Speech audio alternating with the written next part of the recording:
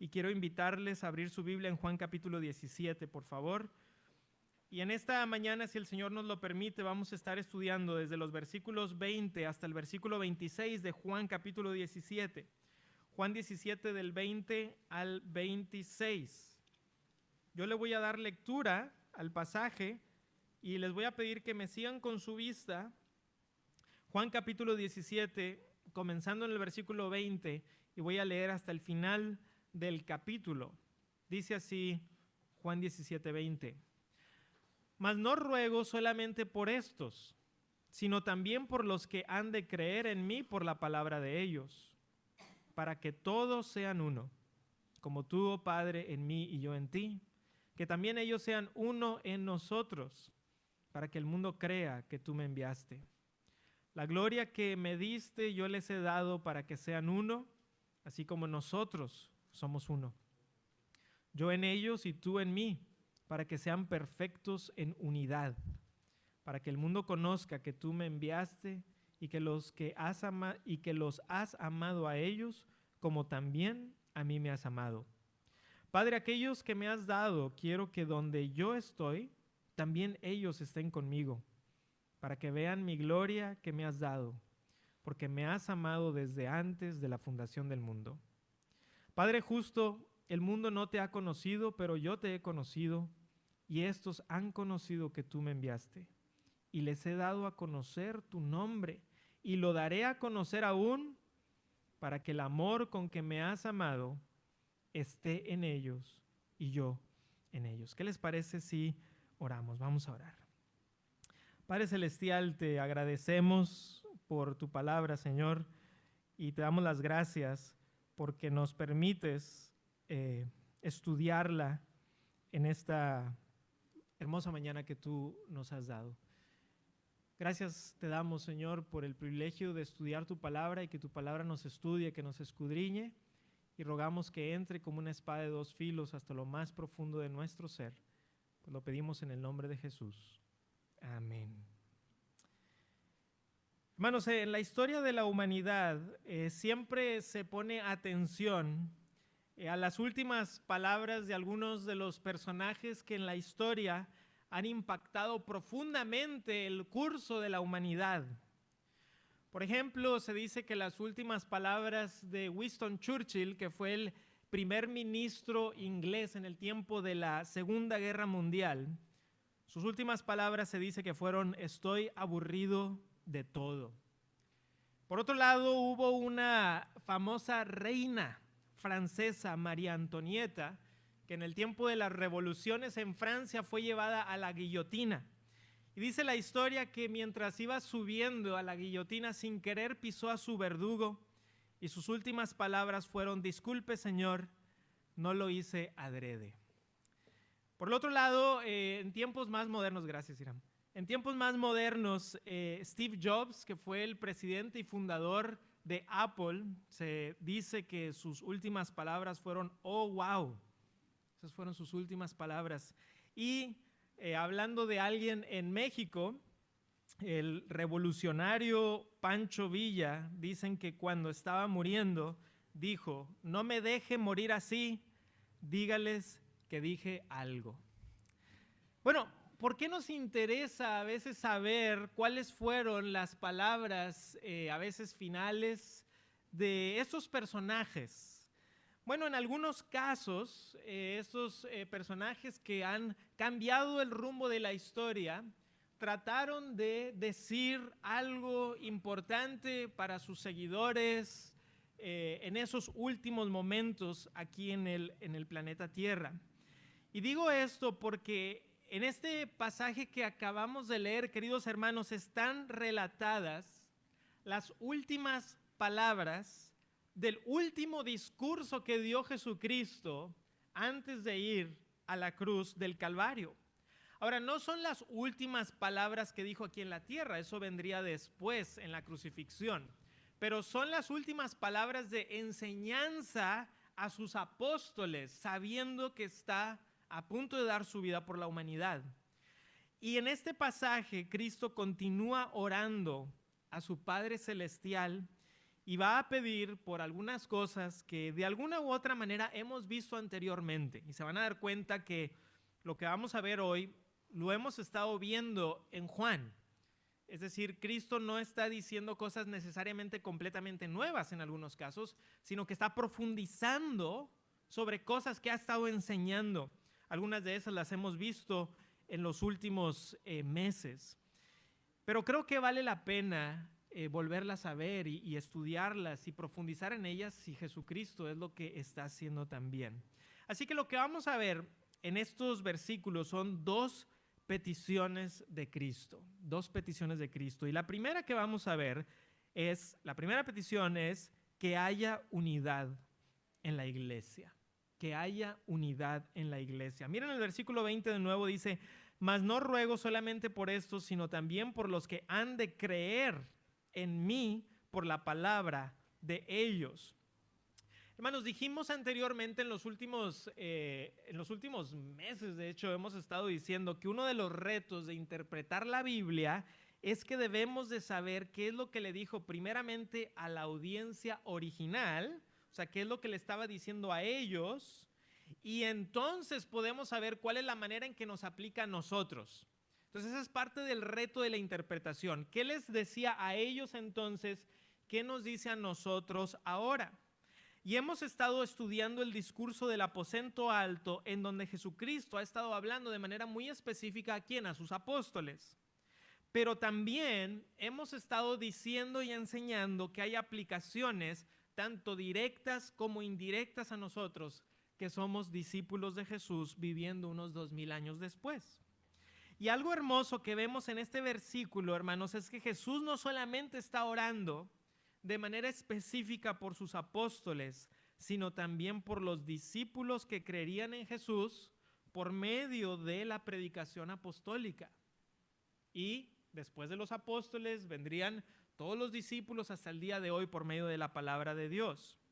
Cristo está diciendo en este verso: no solamente ruego por ellos, por los apóstoles, sino por los que van a creer por medio de la palabra de los apóstoles. La palabra apostólica, los apóstoles saldrían por el mundo a predicar el evangelio y entonces harían discípulos, quienes harían discípulos, quienes harían discípulos, quienes harían discípulos hasta el día de hoy nosotros.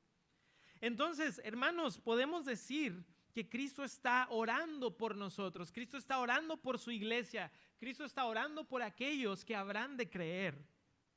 De hecho, la labor de intercesión de Jesús es una que Él sigue haciendo hasta el día de hoy. Por ejemplo, no tienen que ir ahí, se los voy a leer yo. 1 Timoteo 2:5, porque hay un solo Dios y un solo mediador entre Dios y los hombres. ¿Quién? Jesucristo, hombre. O 1 de Juan 2:1, hijitos míos, estas cosas os escribo para que no pequéis. Y si alguno hubiere pecado, abogado tenemos para con el Padre, a Jesucristo el justo. Hermanos, eso quiere decir que Cristo el día de hoy sigue teniendo a sus discípulos en mente, intercediendo por nosotros. Eso quiere decir, hermano, hermana, que tú tienes un poderoso intercesor delante de Dios en Cristo. Imagínate, eso es lo que está enseñando la Escritura. No necesitas otro tipo de mediador, tienes a Jesús como mediador. Es por eso que les he dicho antes que aquellos que hemos sido llamados al liderazgo pastoral, a ser pastores, no tenemos un acceso a Dios que tú no puedas tener por medio de Cristo, por medio de la palabra. A nosotros los pastores no nos dan la línea, ¿verdad? El número secreto de Dios. Este es nada más para nosotros. No, hermanos. Tú puedes y debes de tener ese acceso por medio de Jesucristo, si has creído en Él, el mismo acceso que tendría yo o cualquier otro hermano y hermana en cualquier lugar del planeta. Porque tu intercesor y tu mediador y tu acceso es el mismo que yo. Es el mismo Jesús. Es la misma sangre que te limpia a ti, que me limpia a mí. La misma sangre, el mismo Señor. Y creo que en este versículo, hermanos, antes de seguir avanzando, creo que es importante ver que ahí en el versículo 20, lo último que dice en el versículo 20, dice, por la palabra de ellos. El sermón pasado estuvimos hablando mucho de la unidad y dijimos que esta unidad debe tener ciertas bases. Y aquí vemos una de estas bases. La base es la palabra de Dios. Aquí vemos otra exhortación de Jesús. La fe verdadera está fundamentada en la palabra y aquí específicamente en la palabra apostólica. Pues a eso se refiere cuando dice de ellos. Bueno, ¿de quiénes? Pues por la palabra de los apóstoles que van a estar predicando. La fe cristiana, hermanos, es una fe apostólica. Pero eso no significa que está fundamentada en supuestos apóstoles modernos. ¿Sí? Porque a veces cuando hablamos de que la fe cristiana es una fe apostólica, la gente piensa, ok, entonces, ¿quién es el apóstol aquí? No, cuando decimos que la fe cristiana es una fe apostólica, no nos referimos a apóstoles modernos, tampoco no nos referimos a una institución apostólica. No, significa que está fundamentada en la palabra y la predicación apostólica, la cual tenemos registrada en la Sagrada Escritura. Por lo tanto, hermanos, si queremos saber cuál es la predicación de ellos, tienes que ir a la palabra de Dios, porque es aquí donde Dios ha dejado el registro de esa palabra, por la cual nosotros hasta el día de hoy somos impactados. ¿Por qué? Porque hemos visto anteriormente que ¿qué le dijo Jesucristo a los apóstoles? Voy a enviar al Espíritu Santo. El Espíritu Santo los va a guiar a toda la verdad y por medio de eso la predicación ha salido y ha llegado hasta nosotros el día de hoy. La verdadera unidad no se lleva a cabo buscando el más bajo común denominador doctrinal en las iglesias. Vamos a buscar el más bajo común denominador y entonces vamos a construir una unidad a partir de eso. No. La verdadera unidad se construye con base a un compromiso serio de seguir lo que la palabra de Dios, la palabra apostólica, la palabra de Cristo, la palabra de Dios nos enseña. Ahora, si tenemos eso en claro, el próximo versículo también lo vamos a tener en claro. Versículo 21 dice, para que todos sean uno, como tú, oh Padre, en mí y yo en ti, para que también ellos sean uno en nosotros, para que el mundo crea que tú me enviaste. Entonces, hermanos, de nuevo, lo que vimos la semana pasada, bueno, en los últimos sermones, la oración de Jesús es que haya unidad en sus discípulos. Eso hay que dejarlo en claro. Y no está hablando solamente de los apóstoles, porque acabamos de ver que Cristo está aquí ampliando esto, ¿verdad? Está diciendo, no solamente ellos, estoy orando por los que han de creer, estoy orando por los discípulos que vienen. De cierta manera pudiéramos decir, está orando por la iglesia, porque la iglesia son los discípulos de Jesús. Los discípulos de Jesús son los que conforman la iglesia. Y esta unidad debe reflejar la unidad entre el Padre y el Hijo. Así como existe esta unión verdadera y trinitaria, debe existir la unidad de los discípulos de Jesús, que es la iglesia. Así como Dios es uno, la iglesia debe reflejar esa unidad también. Esta unidad no solamente es entre los miembros de la iglesia, sino entre la iglesia y Dios mismo. Porque dice también que sean uno en nosotros, ¿se fijan? Entonces, Dios es uno y Cristo dice, quiero que la iglesia sea uno. Entre ellos, pero también con Dios. Hay unidad entre los hermanos, pero hay una unidad con Dios. Debemos ser uno en nosotros, dice ahí. Sean uno en nosotros. Si esta unidad se logra, seremos de testimonio para el mundo, definitivamente. Lamentablemente, muchas iglesias cristianas, evangélicas o protestantes han dejado de lado la doctrina de la palabra de Dios. La han dejado de lado. No la necesitamos, no es tan importante. Y entonces son ellos los que han abandonado la verdadera unidad. No deberíamos de ser nosotros los que estemos abandonando el deseo de la unidad. Eso no debería de ser el deseo de una iglesia como Vida Nueva o cualquier iglesia cristiana que quiera seguir la Escritura. Pero si hay personas que dicen ser discípulos de Jesucristo, pero no quieren seguir la palabra de Dios, entonces ellos son los que están abandonando la verdadera unidad. Y a veces es un poco trágico que digan, bueno, ahora sí que nosotros, ¿verdad?, hemos abandonado la palabra de Dios, hemos abandonado la doctrina, ahora sí vamos a unirnos todos. Espérate, es que así no es como funciona. La unidad es de acuerdo a lo que Dios mismo ha establecido en su palabra. No puede ser que tú lances todo por la borda y habiéndote convertido en una reunión social y digas, ahora sí, ¿verdad?, vamos a unirnos todos. Ese no es el ejemplo que nos ha dado la Escritura. Ese no es el ejemplo de la iglesia histórica tampoco. Debemos persistir en buscar la verdadera unidad para dar un verdadero testimonio de Jesús como el enviado de Dios. Tener programas sociales y decir soy cristiano no te convierte en una iglesia. No está mal ayudar al prójimo, de hecho la Escritura nos habla de eso, de ayudar al prójimo y de ayudar a nuestros hermanos. Pero ser una reunión con programas sociales no te convierte en una iglesia cristiana, bajo ninguna definición bíblica, por más que le busques. Entonces, hermanos, ¿qué es lo que debemos de buscar? Debemos de buscar la unidad de la iglesia de Cristo bajo la manera en que Cristo ha dicho que busquemos la unidad. Dice el versículo 22, la gloria que me diste yo les he dado para que sean uno, así como nosotros somos uno. Entonces, hermanos, cuando se habla de gloria, aquí dice la gloria que me diste yo les he dado. En la Biblia la gloria tiene a veces que ver con resplandor, a veces tiene que ver con peso, algo que tiene peso, algo que es valioso.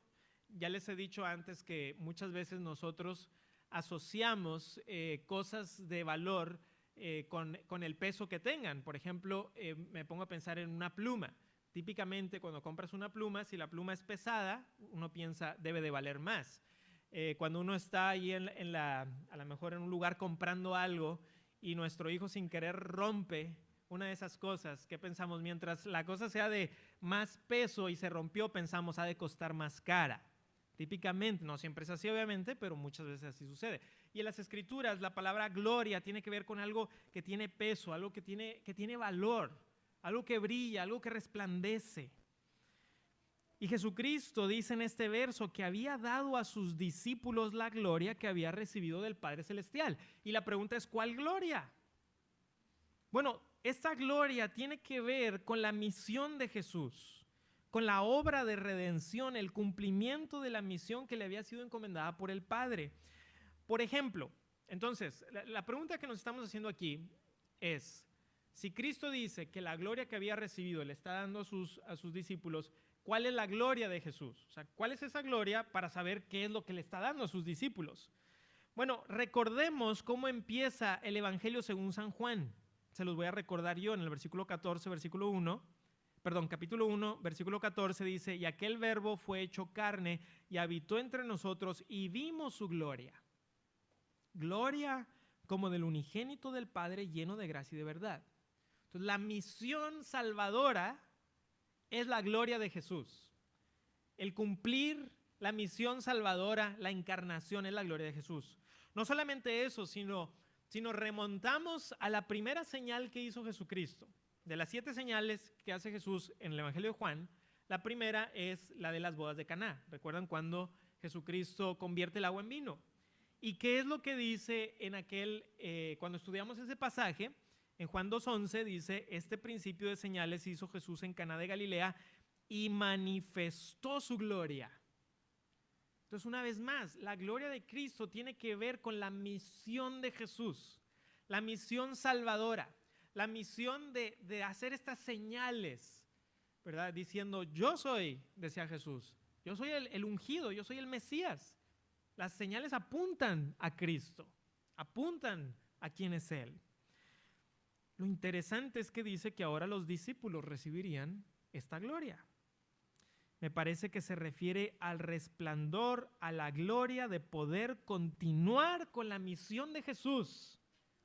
La gloria de la iglesia, la gloria de cada uno de nosotros es continuar con la misión de Jesús. Si tú estás continuando esa misión, ahí hay gloria.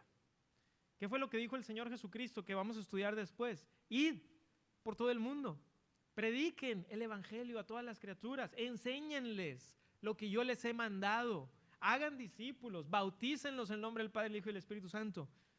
Y yo estoy con ustedes todos los días hasta el fin del mundo. Si nosotros tomamos eso y decimos, esa es nuestra misión, queremos llevar la palabra de Dios a todos los lugares, ahí hay gloria. Eso es glorioso, eso es brillante, eso tiene peso. Y Cristo dice, eso que yo he recibido, esa gloria, también se las ha dado a ellos. Esa encomienda, esa estafeta de la misión. Al cumplir con esta misión, estamos en unidad con el Padre y el Hijo. Eso es increíble, hermanos. ¿Ok? Porque dice, la gloria que me diste yo les he dado, ¿para qué? Para que sean uno. Hermanos, la unidad de la iglesia la vamos a poder hacer de una mejor manera si tenemos en claro la misión de la iglesia. Si tenemos en claro la misión de la iglesia de predicar el evangelio, de hacer discípulos, de enseñar lo que Cristo nos ha mandado, de bautizar a esos discípulos, entonces podremos, como dice aquí, ser uno como el Padre y el Hijo son uno, que nos menciona en este pasaje. Miren el 23, yo en ellos y tú en mí, para que sean perfectos en unidad, para que el mundo conozca que tú me enviaste y que los has amado a ellos como también a mí me has amado. Entonces, hermanos, por medio de nuestra unión con Dios somos perfeccionados en unidad. Esta unidad es una obra de Dios para nuestra perfección, para ir creciendo hasta la medida del varón perfecto que es Jesús. Hermanos, en este discurso del aposento alto hemos escuchado a Jesucristo decir muchas cosas sorprendentes. Y ahora que estamos en la recta final del Evangelio de Juan, yo creo que nos quedan quizá 2 o 3 meses y terminaremos Juan. Entonces, ahora que hemos entrado en la recta final, espero que estén haciendo memoria de las muchas cosas increíbles que hemos aprendido y que Cristo ha dicho aquí. Y aquí hay una más, como para subrayar. Dice, los has amado a ellos como también a mí me has amado. Eso es el versículo 23, ¿ya lo vieron? Dice ahí, los has amado a ellos como también a mí me has amado. Hermano, hermana, si verdaderamente has venido a Jesucristo por la fe, puedes saber esto. Dios tiene un inmenso y profundo amor por ti. Un inmenso y profundo amor por ti. No dudes del amor que Dios tiene para con sus hijos. Te invito a ir a Romanos capítulo 8, por favor, acompáñame a Romanos 8.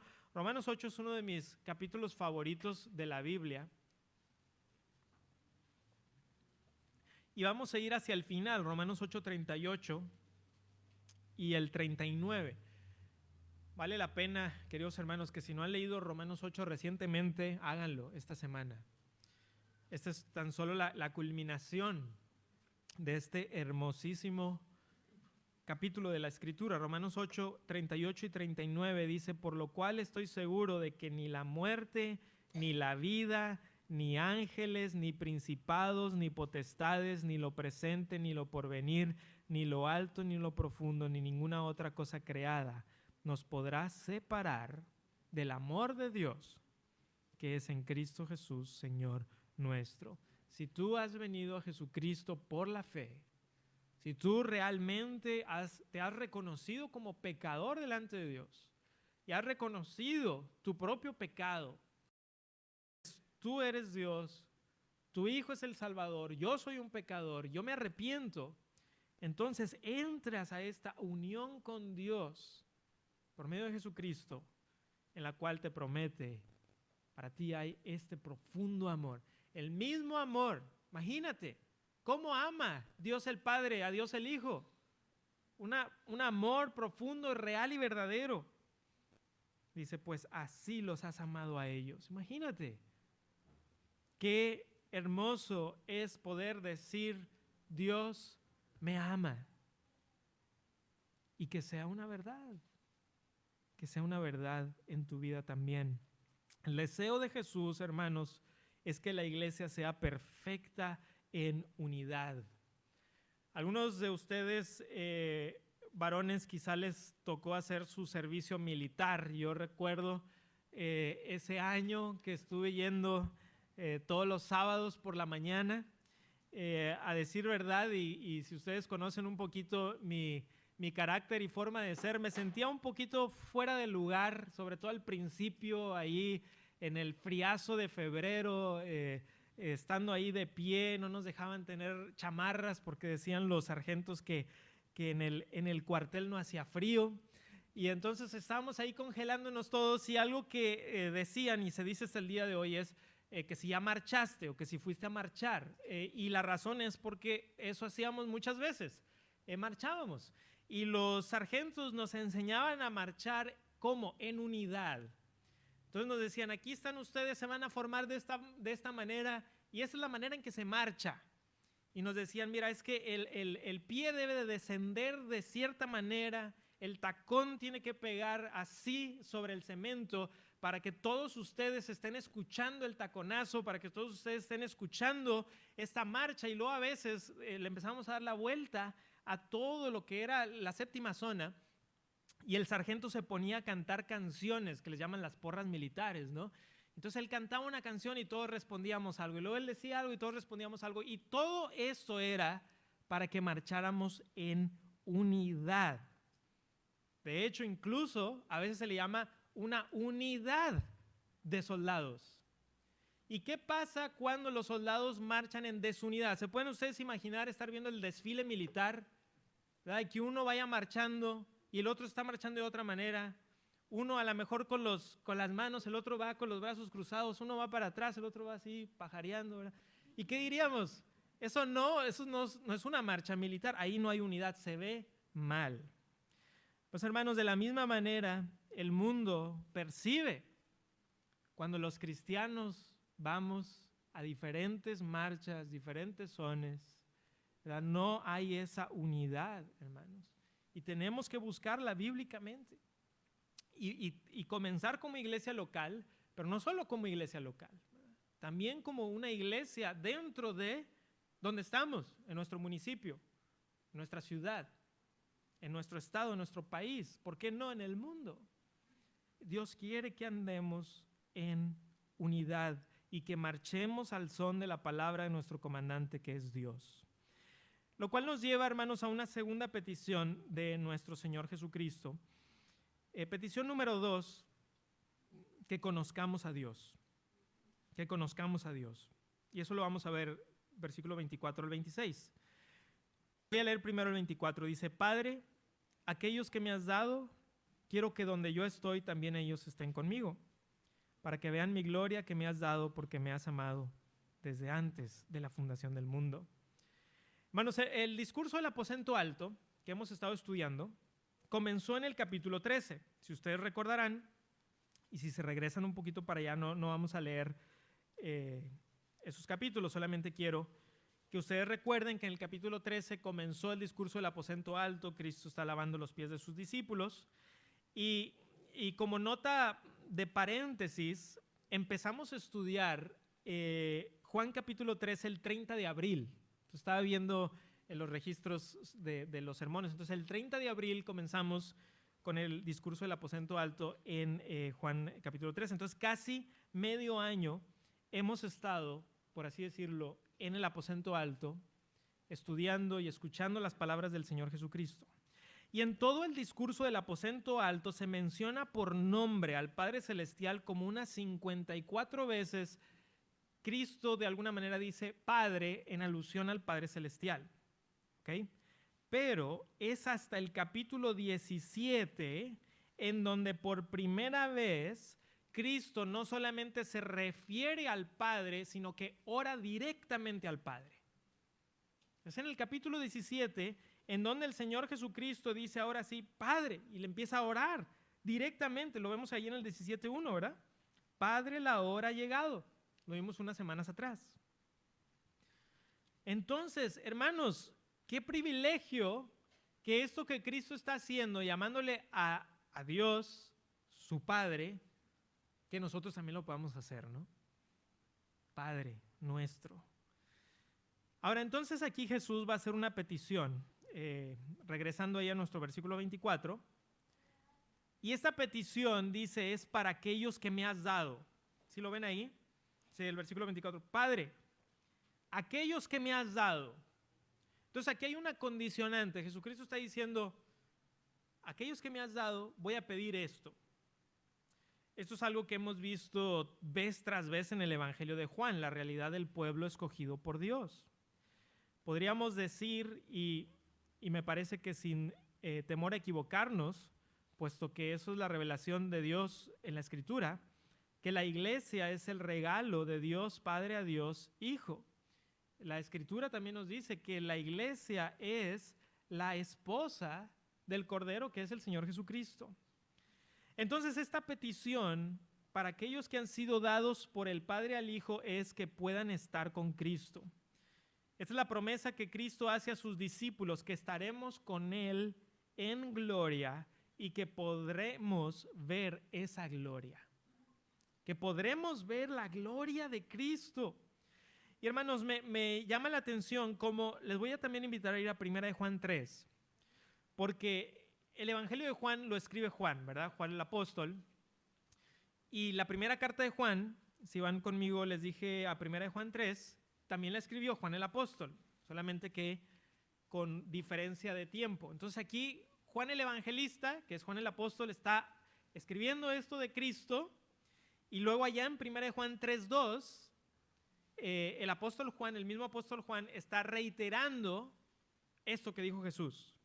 1 de Juan 3:2 dice, amados, ahora somos hijos de Dios y aún no se ha manifestado lo que hemos de ser, pero sabemos que cuando Él se manifieste seremos semejantes a Él porque le veremos tal como es. Le veremos tal como es. Y aquí, y si regresan lo que vimos a Juan 17:24, para que vean mi gloria que me has dado. Cristo está pidiendo por sus apóstoles, por sus discípulos, por la iglesia y diciendo, Padre, quiero que estén conmigo para que vean esa gloria que me has dado. Podremos disfrutar de ver y ser parte de esa gloria que Dios ha disfrutado internamente y eternamente desde antes de la fundación del mundo. Algunos cristianos se hacen esta pregunta, ¿hemos de ver a Dios? Cuando estemos con Él, ¿hemos de ver a Dios? Y la iglesia históricamente ha respondido, sí hemos de ver a Dios. Es la visión beatífica, ver a Dios, ver la gloria de Dios. ¿Por qué? Porque recibiremos esa capacidad por medio de la resurrección, por medio de ser hechos conformes y completamente transformados a la imagen de nuestro Señor Jesucristo. Versículo 25 y 26, Padre justo, el mundo no te ha conocido, pero yo te he conocido, y estos han conocido que tú me enviaste, y les he dado a conocer tu nombre, y lo daré a conocer aún, para que el amor con que me has amado esté en ellos, y yo en ellos. ¿Recuerdan ustedes en el capítulo 17, en el versículo 11, Cristo llamó a Dios Padre Santo, y hablamos al respecto? Ahora lo llama Padre Justo. Dios es el Dios en quien mora toda la justicia, pero trágicamente el mundo no ha conocido a este Dios justo. Hermanos, la Escritura revela que Dios es un Padre Santo y que Dios es un Padre justo. Dios es un Dios justo. Y quizás muchos de nosotros solamente hayamos tenido interacción con el Dios de nuestra imaginación. Me atrevo a decir que la gran mayoría de las personas que dicen creer en Dios, creen en el Dios que han creado a su imaginación. Pero trágicamente en muchas iglesias de la misma manera se está predicando un Dios parcial. Nuestro hermano Huicho nos hablaba al respecto, ¿verdad? Cuando estuvimos estudiando el Salmo recientemente, nos decía, hermanos, es un Dios completo el que buscamos predicar. Nos ponía el ejemplo, si ustedes recordarán, de su papá y que decía, bueno, es que ustedes no lo conocen como yo, ¿verdad? Y muchos de nosotros y muchos cristianos incluso llevan meses y a veces hasta años asistiendo a una congregación en donde solamente te dan una parte de Dios, la parte que te gusta. Pero la parte de la justicia de Dios o la santidad de Dios, esa se hace a un lado. El Dios verdadero es un Dios justo y puesto que es justo, el Dios de toda justicia juzga el pecado con justicia.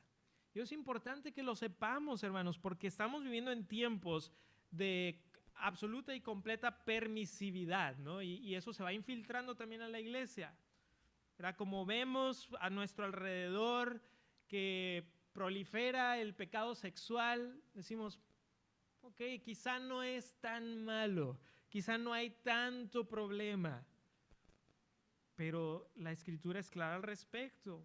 O la inmoralidad, o la mentira, o el engaño, o la inmodestia, o el racismo, o el clasismo, y multiplicidad de pecados que el día de hoy se consideran ya no tan graves, digamos, por la sociedad. Porque al final, ¿verdad? Dios es amor y no me va a pasar nada. Hermanos, tengamos cuidado. Tenía un profesor que había sido misionero en Nueva Zelanda y decía que ahí en Nueva Zelanda había una frase que decían, y es, estaré bien, amigo. Entonces, cuando él les hablaba de Dios, ¿verdad? Y de su justicia y de estar pecando en contra de un Dios santo, le respondían, estaré bien, amigo. No te preocupes, ahí me las arreglaré cuando esté delante de su presencia. Yo creo que Dios debe tener como pase un 7 o un 6 y ahí a ver cómo paso, ¿verdad? Imagínense pensar acerca de Dios de esa manera, pero la buena noticia es que puedes conocer a Dios por medio de Jesús. Mira lo que dice el versículo 26, les he dado a conocer tu nombre. Podemos conocer a Dios y hermano, hermana, amigo, amiga, en Cristo tú eres invitado. Y de una manera muy real, Dios manda, como dice en el libro de Hechos, a que reconozcas tu pecado, tu maldad delante de Dios y te arrepientas y que creas verdaderamente en Jesús como tu Salvador, como el Señor de tu vida, el que verdaderamente es el dueño de tu ser y de tu existencia. Y entonces podrás experimentar el amor de Dios en esa intensidad de la cual habla aquí y experimentar el gozo de ser hecho un hijo de Dios.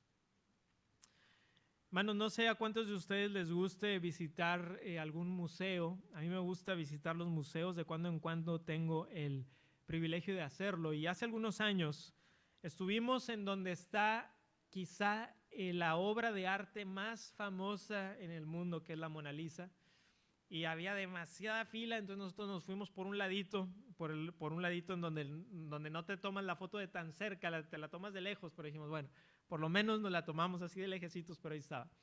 Ahora, yo puedo apreciar la Mona Lisa hasta cierto punto, ni siquiera la vi muy de cerca. Ahora que si tú eres artista, te gusta el arte y te gusta pintar, pues quizá tú la apreciarías muchísimo más que yo.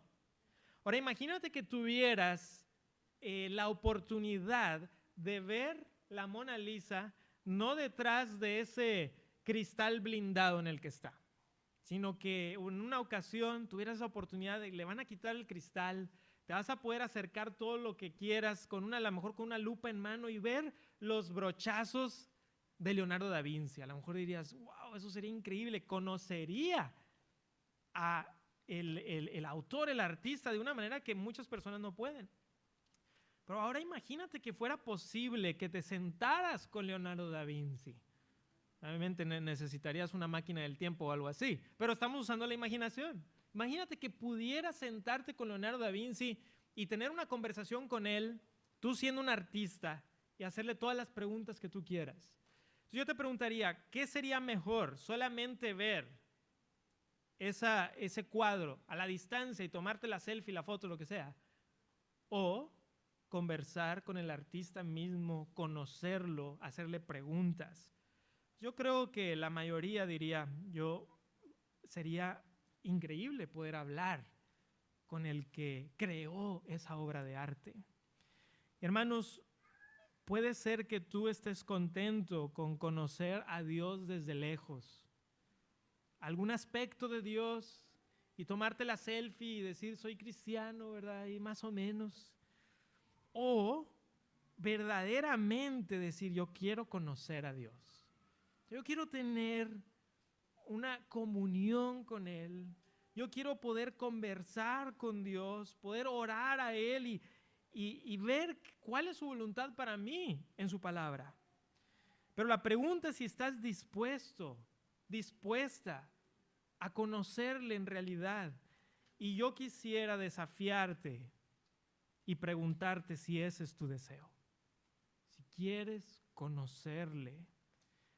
Hermano, hermana, quizá tengas que hacer algunos cambios o ajustes en tu vida. Yo te preguntaría, ¿qué ajustes, qué cambios tienes que hacer en tu vida para que vuelvas a poner lo primero en primer lugar? Que es conocer a tu Dios, conocer a tu Salvador. ¿Qué necesitas cambiar? ¿Qué ajustes tienes que hacer para que puedas realmente decir, mi deseo en esta vida es conocerle a Él? Porque Dios te ha dado las herramientas para hacerlo. Él te ha dado de su Hijo si eres creyente, te ha dado de su Espíritu, te ha dado de sí mismo, te ha dado su palabra. Hermanos, tómate de la gracia y ve al Señor en arrepentimiento y fe y dile, yo quiero verdaderamente conocerte.